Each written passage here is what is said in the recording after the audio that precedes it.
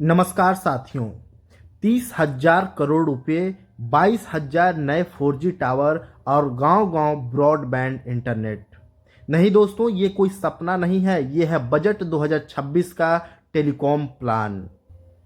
अगर मैं आपसे कहूं कि सरकार ने सिर्फ बीएसएनएल के लिए लगभग 30,000 करोड़ रुपए रख दिए हैं और पूरे टेलीकॉम सेक्टर को 73,000 करोड़ रुपए दिए हैं, तो क्या आपको यकीन होगा?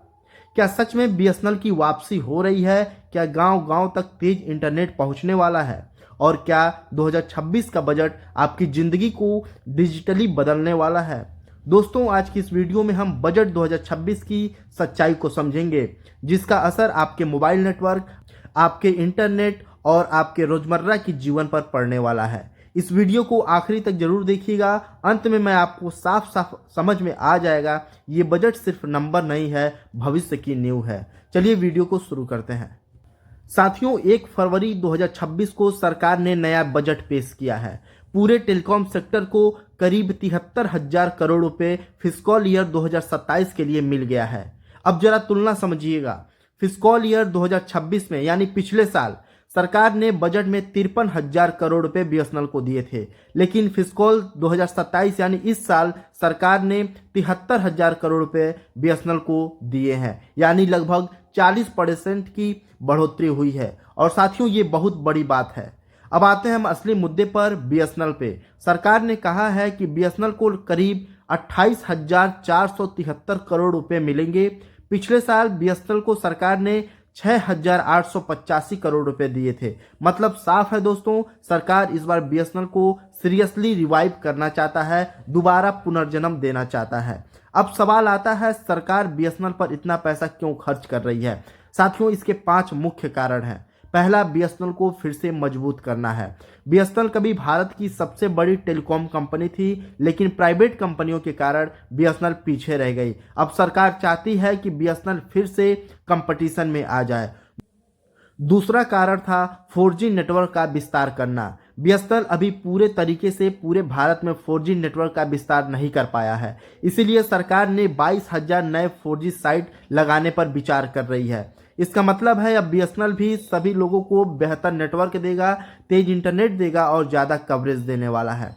तीसरा कारण है रूरल इंडिया को इंटरनेट देना। भारत के गांव में अभी भी इंटरनेट बहुत कमज़ोर है, इसीलिए बीएसएनएल ने एक भारत नेट प्रोजेक्ट का शुभारंभ किया है। चौथा कारण है बीएसएनएल की रेवेन्यू को बढ़ाना। बीएसएनएल अब धीरे धीरे प्रॉफिट की तरफ जा रहा है, एवरेज रेवेन्यू पर यूजर बढ़ रहा है और साथ ही साथ बीएसएनएल के जो कस्टमर हैं ये भी बहुत तेजी से ग्रो कर रहे हैं।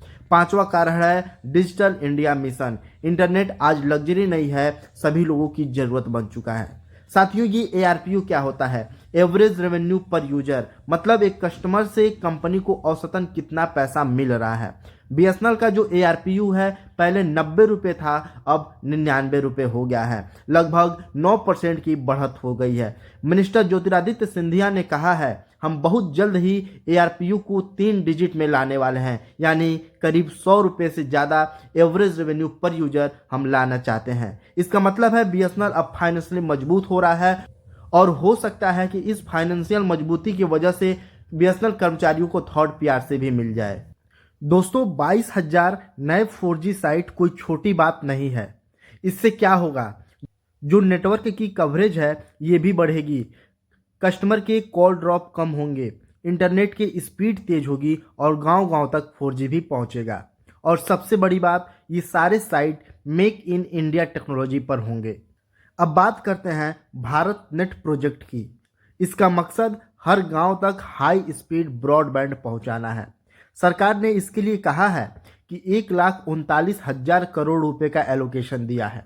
दोस्तों, जरा सोचिए, गांव में ऑनलाइन पढ़ाई हो पाएगी, ऑनलाइन बिजनेस हो पाएगा, टेलीमेडिसिन हो पाएगी और डिजिटल पेमेंट भी अब बहुत तेजी से होगा। मिनिस्टर ने एक शब्द बहुत ही ज़्यादा इस्तेमाल किया है, कैपेक्स का। कैपेक्स का मतलब है कैपिटल एक्सपेंडिचर, यानी इंफ्रास्ट्रक्चर पर जो खर्च है उसी को हम कैपिटल एक्सपेंडिचर कहते हैं। बीएसएनएल ये पैसा कहाँ लगाएगा? बीएसएनएल ये पैसा टावर को लगाने में लगाएगा, नेटवर्क इक्विपमेंट बढ़ाएगा, बैटरी बनवाएगा और मीडिया और ट्रांसमिशन के लिए यूज करेगा। मतलब BSNL all cylinder fringe mode में है। साथियों, बजट 2026 में एक और बड़ा ऐलान हुआ है। फॉरेन क्लाउड कंपनी को टैक्स फ्री इन्वायरमेंट भी मिलेगा। अगर वो इंडिया में डाटा सेंटर बनाते हैं और सर्विस बाहर दे रहे हैं तो इससे क्या फायदा होगा? जो फॉरेन इन्वेस्टमेंट है ये बढ़ेगी, इंडिया बनेगा क्लाउड हब, जॉब पैदा होंगी और डिजिटल इकोनॉमी भी मजबूत होगी।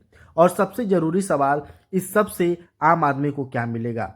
सस्ता और तेज इंटरनेट, गांव में डिजिटल सर्विस, बीएसएनएल के बेहतर प्लान, जॉब अपॉर्चुनिटीज और डिजिटल इंडिया को बूस्ट भी मिलेगा। आने वाले 2-3 साल में हम देख सकते हैं कि बीएसएनएल का जो फुल 4G रोल आउट है ये पूरा हो जाएगा। भारत नेट की जो कंप्लीट हो जाएगी और ARPU 100 रुपये से ज़्यादा हो जाएगी। इसके साथ ही बीएसएनएल का कमबैक भी हो जाएगा। साथियों, अगर सही तरीके से एग्जीक्यूशन हुआ तो बीएसएनएल फिर से गेम चेंजर बन सकता है। साथियों, बजट 2026 ने साफ संकेत दे दिया है कि टेलीकॉम सेक्टर सरकार की प्रायोरिटी है।